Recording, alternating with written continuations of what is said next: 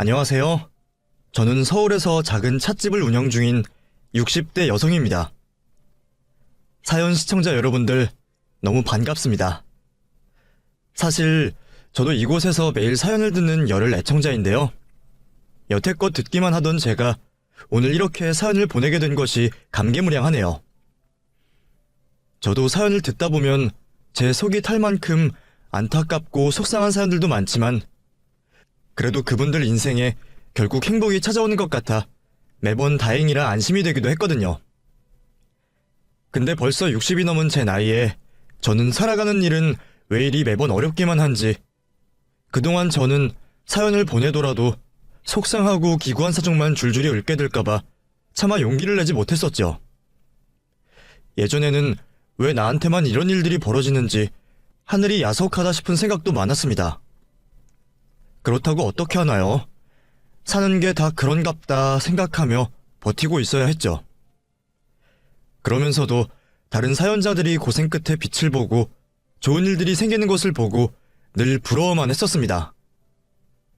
그랬던 제게 몇십 년 만에 기적이 찾아왔다 하면 믿으시겠나요?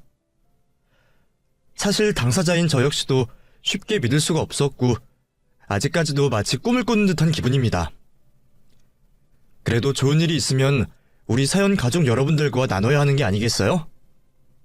그래서 오늘은 사연 많았던 제 인생에 어떤 행운이 찾아왔는지에 대해 얘기를 해보려 합니다. 그럼 여러분들도 모두 내 주변 사람의 얘기라 생각하시고 저의 이야기를 들어봐 주세요. 제가 지금은 서울에서 살고 있지만 제 고향은 공기 좋은 산골 마을이었습니다. 속리산 자락이 지나치는 어느 동네에 셋째 딸로 태어난 저는 날 때부터 그리 좋은 팔자는 아니었던 것 같네요. 첫째 오빠는 장남이다 보니 집안의 기대와 관심을 독차지했고, 둘째 언니는 장녀라 살림 미천이자 어머니의 든든한 지원군이었습니다. 제 밑으로 남동생은 아들로서, 어린 막내로서 예쁨을 받는 게 당연했겠네요. 하지만 중간에 끼어 이도저도 아닌 저는 누구의 관심도 받지 못했죠. 예전부터 늘 손이 느리고 둔한 탓에 식구들에게 타박도 많이 받고 매일 쥐어박히지 않는 날이 없었어요. 그래서 저는 집에서나 밖에서나 많이 주눅이 들어 있었어요. 어려서부터 식구들한테 쓸모없다는 소리를 워낙 많이 들어서 그런지 저는 밖에서도 의사표현 한번 제대로 못할 정도로 성격이 참 소심하고 조용했습니다. 그 시절에 그런 성격을 이해해주는 일이 어디 흔했나요? 바보 아니냐는 소리를 들으면서 제 스스로도 저를 한심하게 생각하곤 했죠. 그래서 그러셨던 건지 저희 부모님은 제가 20살이 되자마자 저를 다른 동네로 시집을 보내버리셨습니다. 어디로 가는 줄도 모르고 엄마 손에 잡혀 끌려간 곳에서 남편 될 사람을 처음 만났죠. 남편 옆에 앉아 계시는 호랑이 같은 시어머니를 보자 저는 당장이라도 도망을 가고 싶었습니다. 초면이라 그런지 나름 웃는 얼굴인데도 시어머니 심성이 얼굴에 다 보였거든요. 쭉 째진 눈에 양볼에 두툼한 심술보까지. 아무리 선입견이라 생각하더라도 확실히 좋은 인상은 아니었던 것 같네요. 앞으로 제 인생이 어떻게 흘러가게 될지 아마 저는 그날 예상할 수 있었던 게 아닐까 싶습니다. 울고 불고 시집가기 싫다는 제 말에도 부모님은 억지로 저를 시집 보내셨어요. 2살 위 언니는 여직 집에서 끼고 들면서도 이제 막 20살이 된 나를 왜 출가시키려 하는 건지 저는 내심 잘 알 수 있었습니다. 솔직히 그래서 그냥 다 자포자기 했던 것도 같아요. 식구들한테 예쁨 받지는 못했어도 그래도 하나뿐인 가족이고 내 인생의 전부라 생각했었는데, 나를 짐짝 취급하며 어떻게든 떨어내려 하는 걸 보니 소심하고 난 미워할 줄 모르던 저도 배신감이 느껴졌어요. 그렇게 20살 그 어린 나이에 남의 집에 팔려가듯 시집을 가게 된 저는 그 뒤로 인생이 꼬여버렸던 것 같습니다. 시어머니는 첫인상만큼이나 참 악독한 분이셨고, 중매로 만난 남편도 제게는 애정도 관심도 없었습니다. 그렇게 결혼해서도 잘 사는 사람들도 많던데 저는 어찌 인복이라는 게 참 없는 사람인가 봅니다. 늘 듣던 구박이라 시집 가서도 별반 다를 게 없다 생각했던 저는 차원이 다른 폭언과 구박을 당해야 했고 매일 고된 시집살이에 시달릴 수밖에 없었습니다. 나이 많은 남편 역시 제 울타리는 되어주지 못했고 뭐라는 건지 늘 공사다망했죠. 남편이 그러는 동안 집에는 시어머니와 저 둘뿐이었고 저는 혼자서 하루 종일 쉴 틈 없이 집안일과 시어머니 시집살이를 견뎠습니다. 이미 결혼은 해버렸고 힘들다고 도움 구할 친정도 다른 가족도 없으니 그곳이 아무리 괴롭더라도 버티고 있을 수밖에 없었어요. 정말 재주라도 있었거나 성격이라도 있어서 도망이라도 쳤어야 하는데 말이에요. 그땐 저도 너무 어렸고 약하기만 해서 버티는 것 말고는 방법을 몰랐습니다.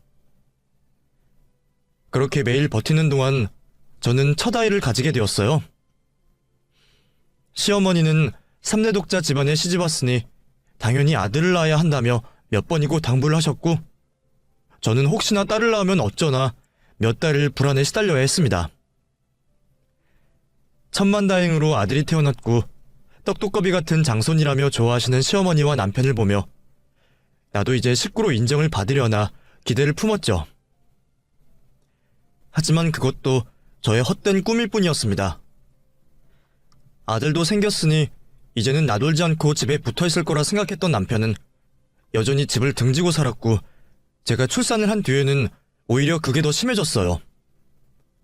출산 직후 늘어진 제 배를 보며 짜증을 팍 내더라고요. 아마 집에 있는 아내는 자기 집 종이라 생각하고 밖에서 다른 예쁜 여자를 만나고 다녔던 모양입니다. 시어머니는 남편의 방황에도 늘 당연하게만 생각하셨고 다 알면서도 참고만 있던 저는 결국 뒤통수를 맞고 말았네요. 우리 아들이 겨우 3살 되던 해에 남편은 밖에서 여자를 데려왔습니다. 기고만장한 꼬라지로 나를 깔보는 그 여자 앞에서 저는 바보같이 주눅이 들고 말았어요. 내가 바보 같은 것을 누구를 탓할 수 있겠냐마는 참 인간들이 해도 너무한다 싶더라고요. 당당하게 이혼을 요구하는 그 사람들 앞에서 저는 다 필요 없으니 아들만 데려가겠다 말했습니다.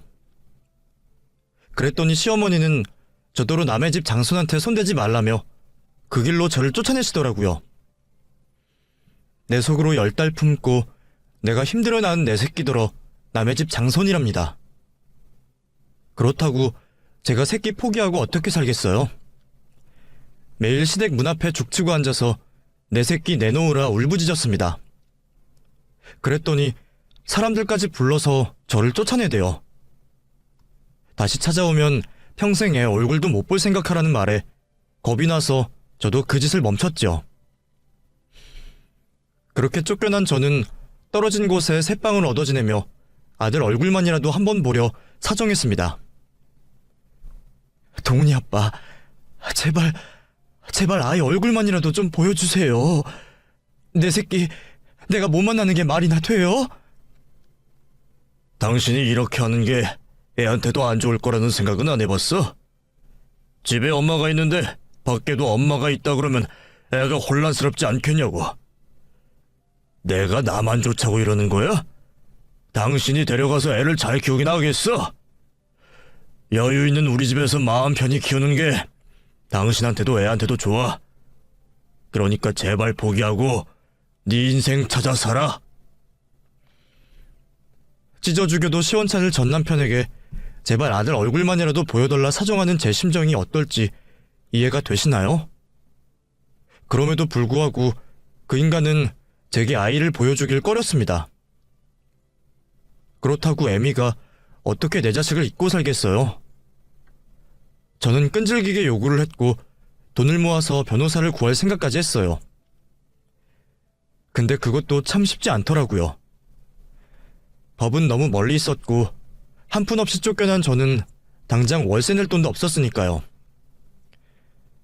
그래도 근처에서 살다 보면 언젠가 기회가 있을 거라 생각하며 살았습니다. 애가 걷기 시작하면 외출도 할 것이고 기웃대다가 그림자라도 보겠지 생각했죠. 그런데 어느 날 또다시 찾아간 제게 전 남편은 차마 믿기 어려운 얘기를 전했습니다. 당신 이제 동훈이 찾지 마. 동훈이 죽었어. 아무리 그렇다고 어떻게 애가 죽었다는 거짓말을 해요? 거짓말 아니야. 정말이야. 믿기 어려우면 납골당 가서 보고 오던가. 처음에는 당연히 거짓말이라 생각했죠. 내가 귀찮아서 별소리를 다 하는구나 싶어서 기도 안 찼어요. 그런데 전 남편이 집으로 들고 온 종이 한 장에 저는 주저앉을 수밖에 없었습니다. 그건 내 자식의 사망진단서였어요. 그걸 보고도 쉽게 믿을 수 없던 저는 전 남편이 알려준 납골당을 찾았습니다. 유골함에 새겨있는 아이의 이름 석재를 보게 된 저는 오열하다가 졸도하기까지 했습니다. 겨우 정신을 차리고 전 남편을 다시 찾아간 저는 아이의 죽음에 대해 들을 수 있었어요. 며칠 고열을 앓다 죽고 말았다 했죠. 그래도 시어머니가 장소는 끔찍이 생각해서 별탈 없을 줄 알았는데 그런 일이 벌어지다니 믿을 수가 없었습니다. 저는 당연히 전 남편과 그 여자에게 달려들어 난리를 떨었어요. 벌레 하나 못 죽이는 줄 알았던 저도 자식 일 앞에서는 정신이 나가버리더라고요. 결국 저는 폭행으로 고소를 당해 구치소에 잡혀 들어갔고 다음날 고소를 취하할 테니 동네를 떠나라는 전 남편 얘기를 듣고 겨우 풀려날 수 있었습니다. 그걸 고맙다 해야 하는지 모르겠지만 전혀 고맙지가 않았네요. 차라리 감옥 들어가 세상이랑 연이라도 끊고 싶었는데 그것마저 도와주질 않네요. 하지만 전 남편 말처럼 그 동네는 떠나야 했습니다. 이미 그 작은 동네에 미친 여자로 소문이 파다하게 나서 집주인과 일자리를 줬던 사장님까지 저를 내쫓아버리셨거든요. 결국 아무데도 갈 곳 없던 저는 진보다리 하나 들고 정처 없이 길을 걸었습니다. 이미 자식까지 죽어버렸는데 제가 살아갈 이유가 뭐가 있겠냐 싶어 넋을 놓고 살았던 것 같아요. 산길을 걸어 올라가기도 하고 빈집에서 잠을 청하며 정처 없이 떠돌아다녔죠. 죽고 싶다 생각했는데도 사람 목숨이 참 즐기더라고요. 그렇게 모든 걸 포기했던 저는 제 삶을 붙들어주는 한 사람을 만나게 되었습니다. 참 착한 사람이었어요. 일면식도 없는 저를 돕겠다고 물심양면으로 나서는 모습을 보면서 저는 참 복잡한 감정을 느꼈습니다. 내 가족도 내 남편도 챙겨주지 않았던 나였는데 이런 사람도 있구나 싶어서 말이에요. 그런 관심을 받고도 인생을 포기해버린다면 저도 도리가 아니죠. 그래서 저도 마지못해 살아가게 되었습니다. 정붙일 곳 하나 없던 제가 그 사람에게 기대며 삶의 희망을 틔워보게 되었네요. 고아로 자라 나보다도 가여웠던 그 사람과 저는 평생을 함께하기로 약속을 하며 둘이 서로 보듬고 사랑하며 살아가기로 약속했습니다. 부모 손에 억지로 한 결혼이 아니라 죽지 못해 버텼던 결혼 생활이 아니라 오로지 제가 선택한 사람이었어요. 반지하 새방의 열악한 환경이었지만 우리는 참 행복했습니다. 행복이라는 것이 가진 것이 많아 오는 게 아니구나 하는 걸 그때 알게 되었네요. 내 마음 편하게 해주고 기대고 정줄 사람이 있다는 게 제게는 천국이나 다름없었습니다. 남편은 제게 참 잘해주었어요. 자기도 부모 잃고 힘들게 살아왔으면서 자식 잃은 제 처지를 누구보다 안타까워했어요. 나를 행복하게 해줄 수 있다면 뭐든지 하겠다고 말하는 그 사람을 더 행복하게 해주고 싶었던 저는 남편을 위해 아이를 낳기로 결정했습니다. 사실 제게는 어려운 일이었어요. 먼저 자식 보낸 어미가 어찌 자식을 잊을 수가 있겠나요? 남편은 그런 저 때문에 둘이서만 살아도 된다 해주었지만 저는 남편에게 더 큰 기쁨을 주고 싶었습니다.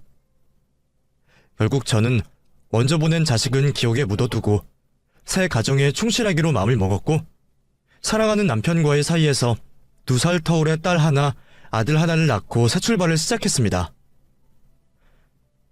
너무 일찍이 결혼하고 이혼을 한 탓에 재혼을 했어도 제 나이는 보통 엄마들과 다르지 않았습니다.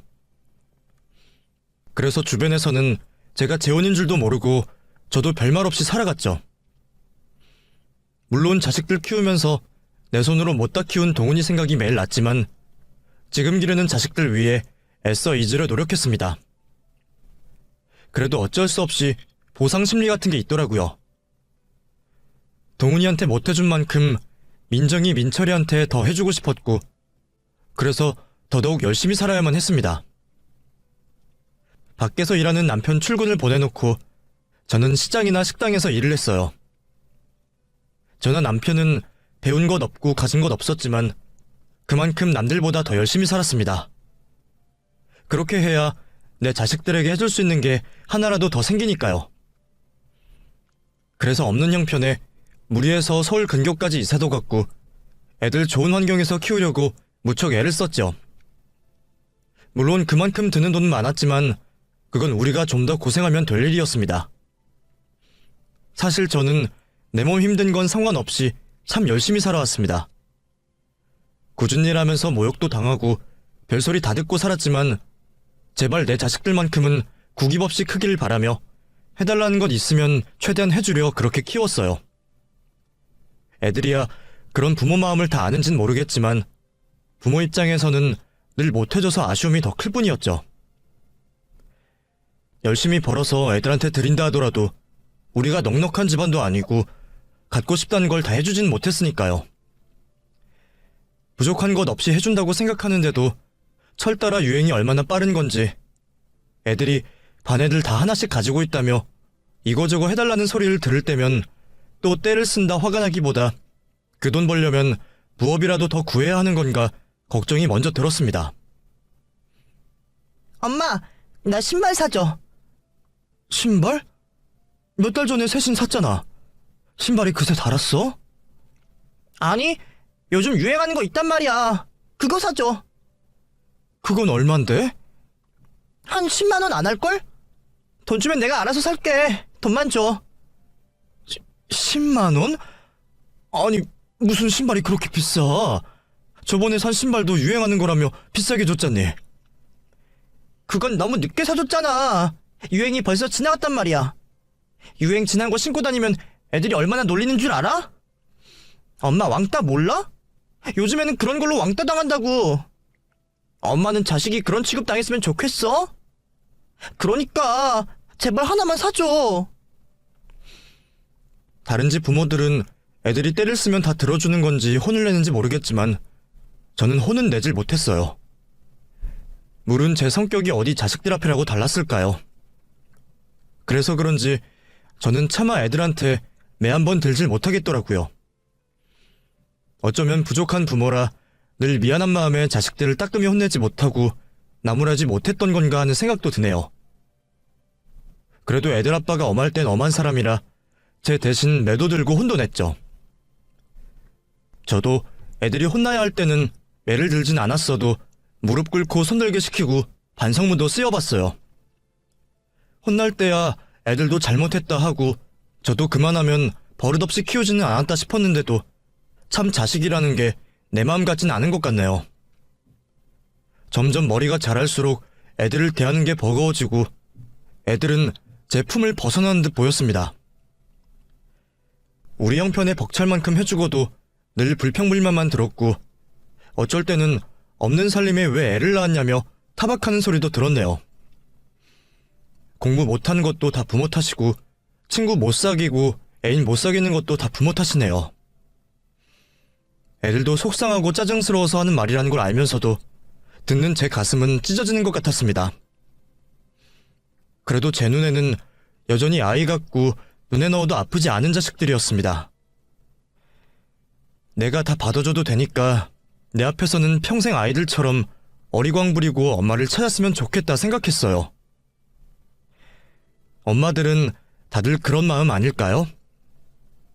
대학생활 힘들다, 취업이 힘들다는 얘기에 못난 부모 만나서 니들이 고생이 많다 그 생각만 했고 겨우 취직해서 회사 생활에 시달린다는 얘기를 들을 때는 내가 가서 일이라도 도와주고 싶었죠.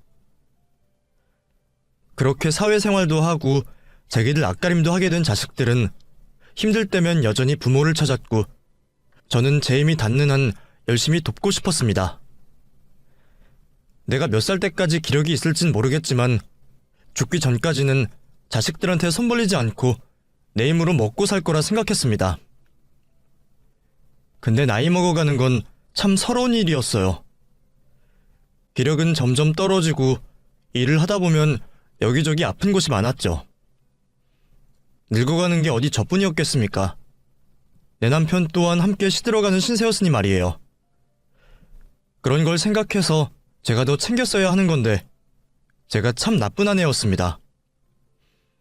남편의 몸이 어떤 줄도 몰랐으니 말이에요.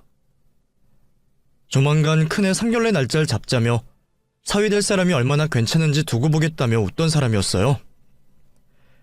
그런데 그 사람이 애들 결혼식도 못 보고 가버릴 줄은 정말 몰랐죠. 그런 남편을 먼저 보낼 수 없던 저는 가슴이 찢어지는 듯 아팠습니다. 남편이 마지막 가던 길에 제가 이런 얘기를 했었어요. 여보, 나를 선택해줘서 고마워. 그동안 나 같은 놈이랑 사느라 고생 많았어. 애들 다 키워놓고 이제서야 당신이랑 여유있게 지내려나 했더니 불쌍한 당신 혼자 두고 가서 어째? 여보, 외로웠던 내 인생에 당신 만난 건 정말 큰 행운이었어. 당신 덕분에 내 반평생이 무척이나 행복했어. 당신이나 나나 그동안 참 열심히 살았지. 애들 키우느라 희생한 것도 많았고 늘 나랑 애들만 챙기던 당신이었던 거 잘 알아. 그러니까 당신도 이제는 당신만 생각해. 자식들 다 키워놨으니 걱정 말고 나 없어도 스스로 잘 챙기라고. 그래야 나도 편히 눈을 감을 것 같아. 남편의 마지막 부탁은 자신도 자식들도 아닌 바로 저였습니다. 남겨진 두 자식보다 제가 걱정이 크다는 남편은 정말 끝까지 제 걱정만 하다 갔어요. 저도 평생 내 편이었던 남편을 보낸 뒤로는 도저히 다시 일어날 자신이 생기지 않았습니다. 그럴 때 애들이라도 옆에 있어줬으면 참 좋았을 텐데 말이에요. 그런데 다 큰 자식들은 다들 지 앞가림하기 바쁘더라고요. 섭섭해하면 안 된다는 걸 알면서도 혼자 찬물에 밥 말아먹고 있을 때면 부쩍 남편 생각이 들어 울적해졌습니다. 우리 남편이 그걸 봤으면 이제 애들 챙기지 말고 스스로 알아서 챙기라 했을 텐데 이제는 나한테 그런 말 해주는 사람도 없네요. 애들도 아빠 죽고 많이 힘들 테니 다 같이 모여 위로하고 위안받으면 좋을 텐데 애들은 다 만나고 있는 짝이 있어서 그런지 제가 필요 없었던 모양이에요. 야속한 자식들은 어미가 어찌 사는지 관심도 없고 늘 자기들도 힘들다 바쁘다는 얘기뿐이었습니다. 그리고 금세 시집장가들을 가버렸네요. 사실 큰애는 남편이 죽기 직전에 결혼 얘기가 오가던 중이라 이해는 합니다. 그래도 하나뿐인 엄마를 불쌍하게 생각하면 좀 미룰 수도 있지 않았나 생각했는데 섭섭해하는 기색을 숨기며 말하는 제게 딸애가 그러더라고요. 엄마가 이런다고 죽은 아빠가 살아 돌아와? 산 사람은 살아야지. 이럴수록 엄마만 더 힘들어. 암튼 나 올해 안에 시집가야 하니까 돈 좀 도와줘. 알겠지? 섭섭해서 한숨이 깊게 나왔지만 딸의 말도 맞는 말이었죠. 나무라는 애들 말을 듣다 보니 내가 너무 미련이 많은 사람인가 보다 하며 자식들 앞에서는 더 이상 힘든 내색도 못했네요. 사실 힘들 새도 없었어요. 남편도 없는 마당에 나 혼자서 애들 시집장가를 어떻게 보내나 그 걱정도 많이 들어서 말이에요. 남편 없다고 무실당하진 않을지 싶기도 하고 돈 때문에 괜히 가족들 기죽게 하진 않을지 걱정이 제일 컸죠. 결혼해서 나가면 이제 더 해줄 것도 없을 텐데 마지막 기회에 애들한테 해줄 만큼 해주자 싶더라고요. 안 그래도 아들은 남자인 지가 집은 해가야 한다며 닭다리였고, 딸애는 아들, 딸 차별하나 난리를 부려 똑같이 해줄 수밖에 없었죠. 물론 여유는 없었지만 있던 것 다 털고 남편이랑 내 식구 살던 집 팔면 넉넉하진 않아도 부족하지 않게 해줄 수 있겠다 싶었어요. 어차피 나 혼자 남은 인생 재산 쥐고 있어봤자 뭘 하겠나 싶었던 저는 살던 집을 팔고 작은 집으로 이사를 가면서 있던 재산 다 털어서 결혼하는 자식들에게 공평하게 나눠주었습니다. 그마저도 그 돈으로는 빠듯하다며 툴툴거리는 자식들이었지만 저도 그게 최선이었어요. 그래도 내가 그렇게까지 해줬으면 자식들도 엄마 마음을 이해해줄 줄 알았습니다. 아무리 엄마의 사랑이 대단한 거라 하지만 저도 사람인데 어떻게 주기만 하고 살겠어요. 노후 준비 안 되어 있고 남은 돈 하나도 없는 걸 알면 못해도 가끔은 불쌍한 어미를 챙길 줄 알았죠. 하지만 각자 가정을 꾸린 자식들은 지 가정이 생겨 그런지 나이든 엄마를 잊어버렸습니다. 민철아, 추석에 올 거지? 새아가는 잘 지내니? 바쁜 건 안다만 네 누나도 너도 통 연락이 없네. 바빴어요. 아시잖아요. 아무리 바쁘더라도 몸은 잘 챙겨라. 가끔 엄마도 좀 찾아오고, 응? 중소기업 다니는 저희 시세에 먹고 살려면 바쁘게 살아야죠. 그런 여력이 어딨어요. 이번 추석에도 못 갈 것 같아요. 너무 피곤해서 좀 쉬려고요. 그래? 그래. 바쁘다면 어쩔 수 없지. 하긴 집도 좁아서 니들와도 뭘 못하겠네. 그래. 엄마가 바쁜데 괜히 귀찮게 굴었구나. 미안하다. 쉬어라. 민정아, 잘 지내니? 너도 많이 바쁘지? 혹시 이번 추석이 어쩔 건지 궁금해서 말이야. 민철이는 바빠서 어려운가 본데 너희는 어떠니? 민철이 못 온대? 잘 됐네. 엄마, 우리 그냥 다음에 보자. 사실 나 이번에 시부모님 모시고 여행 다녀올까 싶어서. 남편이 적금 탔다고 다 같이 여행이나 가자 그러네? 그래? 시부모님이랑 잘 지낸다니 다행이네. 엄마, 설마 섭섭한 건 아니지? 그래. 엄마는 괜찮아. 니들만 잘 지낸다면 다 좋지. 그래. 엄마 걱정은 하지 말고 조심히 잘 다녀와라. 끊을게. 아쉬운 소리 들으려 전화했던 건 아닌데 매번 그런 식이다 보니 저도 점점 애들한테 전화 한 번 걸기가 어려워졌습니다. 그렇게 가끔 소식만 주고받으며 그냥 나 혼자서라도 외로움을 달래보려 애를 썼죠. 그런데 사실 외로울 새도 없긴 했어요. 노후 준비가 안 되어 있던 저는 남들 놀러 다닐 때 놀지도 못하고 일을 해야만 했습니다. 나이 때문에 정직원 채용이 어렵다 보니 오히려 전보다도 더 바쁘게 살아야 했거든요. 그래도 일을 시켜라도 주는 게 어딘가 싶어 더 열심히 했습니다. 낮에는 식당에서 일을 하고 밤에는 병원 청소를 하면서 바쁘게 지냈어요. 그렇게 건강 챙길 새 없이 살아서 그런지 결국 병이 오고 말았죠. 처음에는 돈 걱정에 병원 갈 생각도 못했는데 병원 청소하면서 친해진 동생이 이상할 때는 무조건 검사를 받아봐야 한다 해서 억지로 떠밀려서 검사를 받게 되었어요. 그 동생은 그 병원에서 가족을 오랫동안 간병하던 환자 보호자였는데 오며 가며 인사를 주고받다가 어느새 언니 동생하며 지내게 된 사이였습니다. 사실 내성적인 제게 먼저 말을 걸어주고 챙겨주는 아주 고마운 동생이었죠. 자식들도 궁금해하지 않는 제 소식을 궁금해하고 그때도 제가 피로해 보인다면서 검사를 받으라 말해줬던 거였어요. 덕분에 저는 암을 초기에 발견을 할 수 있었고 지금도 그 동생에게는 너무나 고맙네요. 암이라는 얘기에 많이 놀라고 무섭긴 했지만 의사 선생님도 치료만 제때 받으면 큰 걱정 없을 거라 하셔서 천만다행이었어요.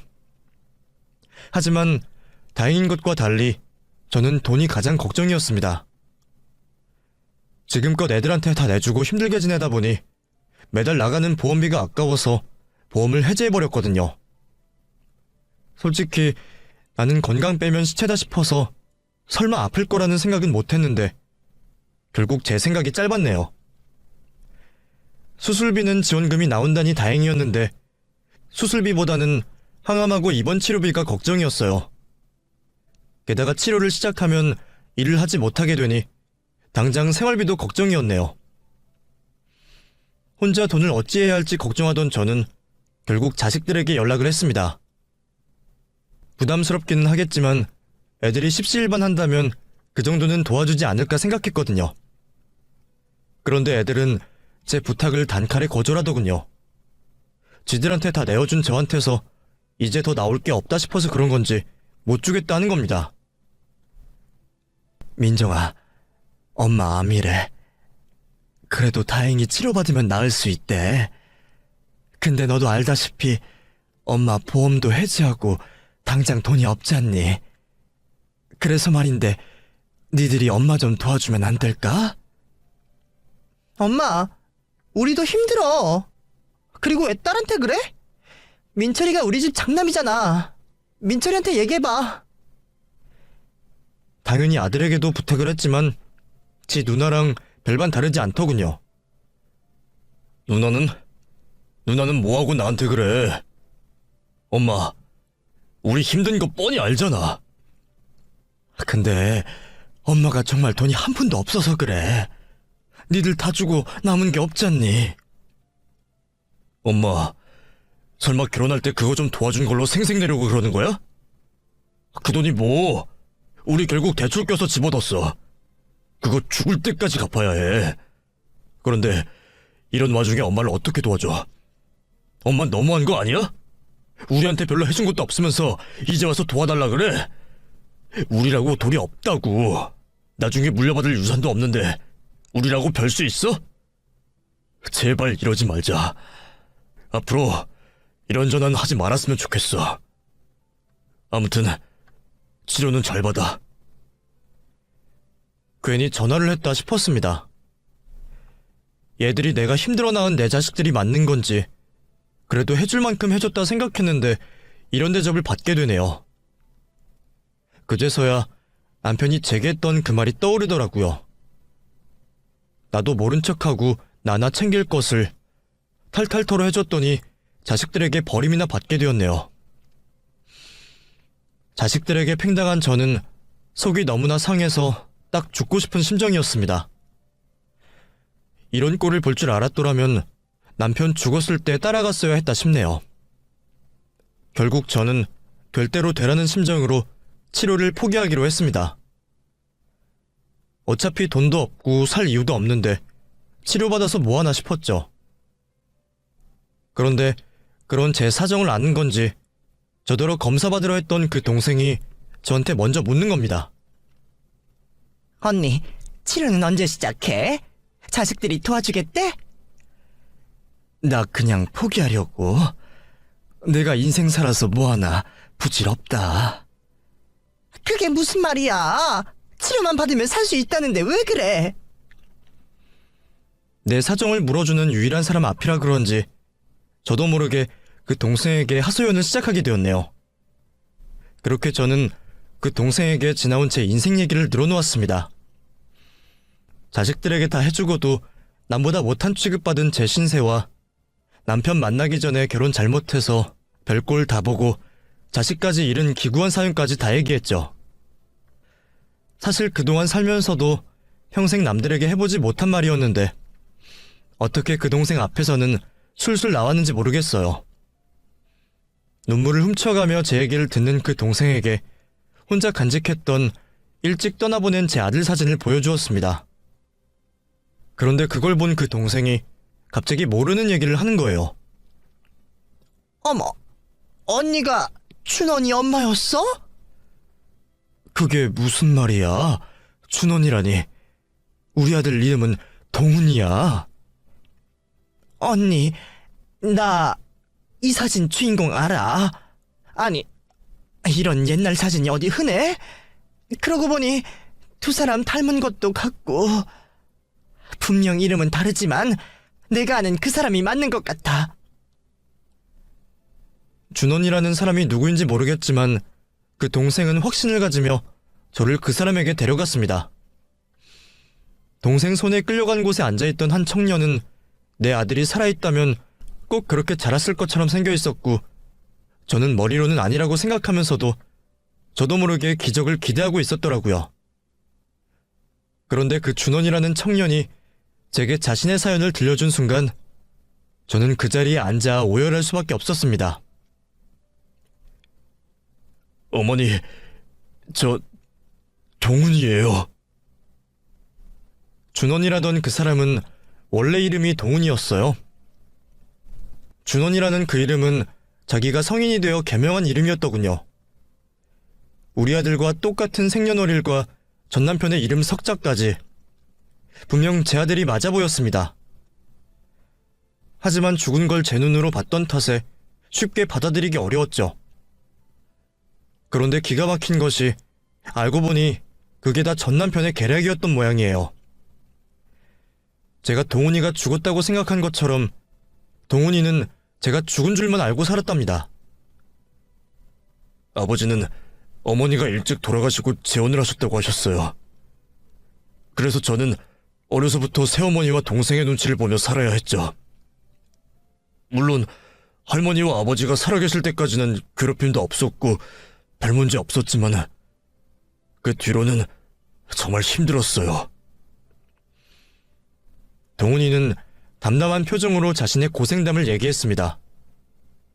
그래도 다행히 할머니와 아버지 있을 때까지는 장손 대우 받으며 부족함 없이 자랐다 하더군요. 그러다 중학교 시절 할머니가 돌아가시고 몇 년 뒤 아버지까지 죽고 나서는 낙동강 오리알 신세가 되어버린 겁니다. 새엄마라는 그 여자가 내 아들을 쫓아내버린 것이었죠. 그래봤자 애도 겨우 고등학생이었으니 그 여자 앞에서 무슨 수가 있었을까요? 결국 부모 잃고 집에서 쫓겨난 아들은 그 뒤로 혼자 길거리를 전전하며 가진 고생을 해야 했습니다. 내가 살아있다는 것만 알았어도 혼자 그 고생은 안 했을 텐데, 애가 아무것도 모르고 그 고생을 했다는 얘기에 저는 가슴이 찢어질 것 같았죠. 그래도 다행히 좋으신 분들 만나서 거처도 구하고 일자리 얻어서 다행이었다는데, 짧은 시간 너무 할 말이 많아서 다 듣진 못했지만 아이가 일찍부터 온갖 고생하며 혼자 세상을 견뎠다는 건 잘 알겠더라고요. 그래도 다행히 고생 끝에 낙이 있었습니다. 어려서부터 경험한 게 많았던 덕분에 일찍이 자기 일을 시작해서 사업으로 자수성가할 수 있었다네요. 그래서 지금은 40도 안 된 나이에 성공하여 가진 것도 많고 혼자 쓰기에는 분에 넘쳐 여기저기 기부도 많이 한다 하더라고요. 제가 병원에서 만난 그 동생과도 그런 인연으로 만나게 되었고요. 제 아들에게 도움받은 적이 있던 그 동생은 제 아들의 안타까운 사연을 알고 있었고 어릴 적 사진도 본 적이 있었답니다. 그래서 제가 보여준 사진을 보고 단박에 알아봤던 거였어요. 그 동생한테 참 여러 번 은혜를 입었네요. 그 동생 덕에 암도 일찍 발견했고 죽은 줄만 알았던 아들을 몇십 년 만에 되찾을 수 있었잖아요. 게다가 제가 아들 앞에서 제 사정 얘기를 못할 걸 알았던 건지 치료가 급한 제 얘기를 전해서 아들이 저를 돕겠다고 나섰어요. 솔직히 아들한테 미안해서 말하지 못했던 건 사실인데 또 아들을 어렵게 만난 상황에 내가 죽을 수가 없겠더라고요. 결국 저는 아들의 도움을 고맙게 받기로 하고 치료를 시작하게 되었습니다. 대강의 내 사정을 눈치챈 동훈이는 나와 같이 집을 찾더니 기울어져가는 내 집을 보고는 그날 당장 짐을 챙겨 자기 집으로 데려갔어요. 어머니, 저 혼자 살던 집이라 좁고 불편하신 게 많겠지만 당분간 이사갈 때까지만 좀 이해해주세요. 제가 어머니 모시고 살 집 하루빨리 구해볼게요. 아니, 이 집이 어디가 작다는 거야?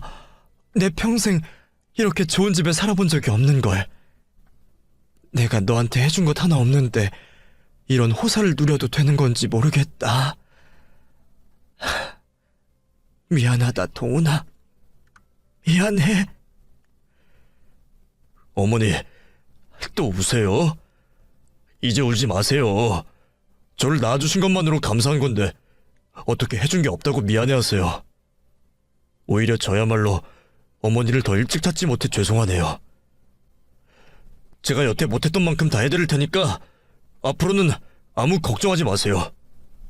그러려면 우선 당장은 치료에 집중하시고요. 어머니, 앞으로 우리 행복하게만 지내요. 예? 자식 앞에서 눈물 보이면 안 되는 걸 알면서도 미안하고 죄스러운 마음에 하염없이 눈물이 흘러내렸습니다. 동훈이는 못난 애미라도 좋은 건지 치료 무사히 잘 받고 100살까지 오래오래 살으라며 제게 지극정성을 다했어요. 덕분에 저는 1년간 항암 치료를 받으면서 힘든 줄도 몰랐습니다. 아들 덕분에 치료도 무사히 잘 끝냈고 앞으로는 정말 동훈이와 행복한 일만 남았다 싶었어요. 자기 돈이 다 내 돈이라며 앞으로 남은 제 평생을 책임지겠다 하더군요. 그리고 나와 자신을 이어준 그 동생에게 은혜를 갚겠다며 앞으로의 치료비 전액을 지원해 주었고요. 사실 내가 갚아야 하는 은혜인데 내 아들이 내 대신 고생을 하네요. 같은 자식인데도 어쩜 그렇게 다른 건지 내가 다 해준 그 애들은 나를 모른 채 하고 내 손 못한 자식은 나를 이렇게까지나 생각하네요. 그래서 저는 동훈이를 위해서라도 돈 때문에 어미를 버린 그 자식들과 모진연을 끊기로 했습니다. 솔직히 부모가 먼저 자식과 연을 끊는 게 참 어려운 일이다 싶었는데 이번에는 애들이 도와주더라고요. 나는 죽을 때까지 절에 들어가 살 테니 연락하지 말라는 말에 제 사정을 궁금해하지도 않고 묻지도 않았습니다. 그래도 30년 넘게 키운 자식들인데 어쩌면 이럴 수가 있는지 한스럽기도 했지만 저한테는 이제 동훈이보다 더 중요한 일은 없었기에 다행이라 생각했죠. 내가 정말 100세까지 살 수 있을진 모르겠지만 제 남은 세월은 동훈이한테 바치려 마음먹었습니다. 그런데도 저는 또 아들에게 받게만 되네요. 제가 고생한다고 일도 그만두게 하고 호강만 시켜주던 아들은 적적해 하는 저를 위해 예쁜 가게를 차려주었어요. 내 평생의 소원이 예쁜 찻집 차려서 우아하게 사는 거였는데 그 소원을 들어주었네요. 덕분에 저는 요즘 매일 향긋한 차향기를 맡으며 재미있게 잘 지내고 있습니다. 그리고 조만간 며느리를 보게 되었어요. 동훈이도 저처럼 행복할 줄 모르고 외롭게 살아왔는데 저를 만나고서야 행복을 찾아볼 생각이 든다 하더니 자기를 꼭 닮은 아가씨를 데려왔더라고요. 동훈이는 저와 달리 복이 많은 아이이니 좋은 사람을 만났을 거라 생각합니다. 그래서 저는 앞으로도 그 두 아이들을 위해 더 열심히 살아가려 생각 중입니다.